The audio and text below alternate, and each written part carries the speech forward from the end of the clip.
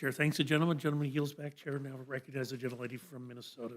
Thank you very much. And for my part, first of all, thank you all for being here. But I'm happy we're here talking about the appropriations bills and that we're going to send them to the floor. And Chairman Fleischmann just had, can you talk a little bit about maybe some of the spending reductions that have been made in the previous couple of years and how we are moving to fiscal sanity in these bills? Well, thank you. The energy and water bill, as I tried to articulate in my opening statement, is so critically important to the United States of America for our defense, because that is the area where we actually prepare and keep our nation's nuclear arsenal safe for our ultimate customer, the Department of Defense. But as we looked at these large accounts for some very laudable policies, EERE, for example, they have literally billions and billions of dollars in unspent dollars that they have yet to be able to spend. It's almost akin to going to a feast and literally being gorged. They can't spend any more money. So we have looked very carefully and meticulously, not only at EERE, but at other accounts on the non-defense side. Now, on the defense side, we have been robust in our funding because of the danger in this world, the need for domestic HALU and the like. But I will say this, we have not overspent there either.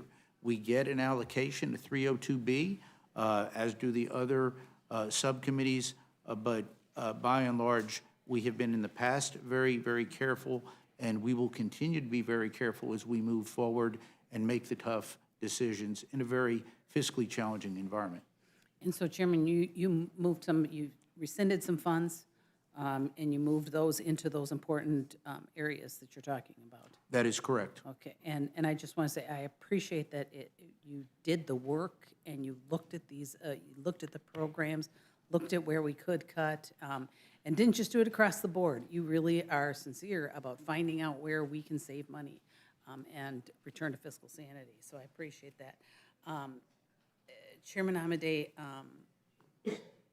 you know, I know that you guys want transparency, and your subcommittee is really, really focused on that.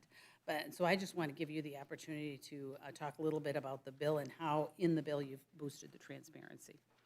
Well, thank you, my colleague from Minnesota.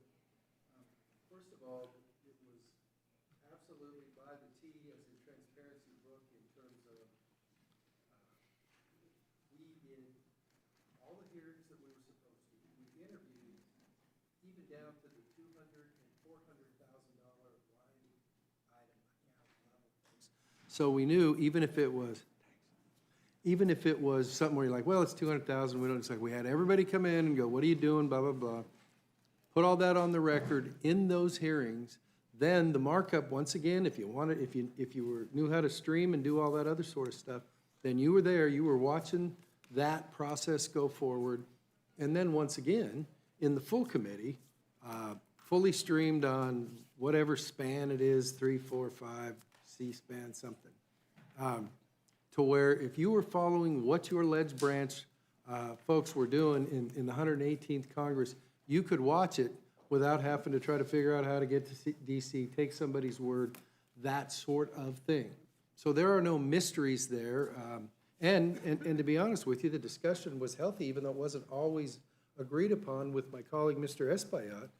I mean, we had some pretty serious discussions about DACA and inclusion and all those other sorts of things.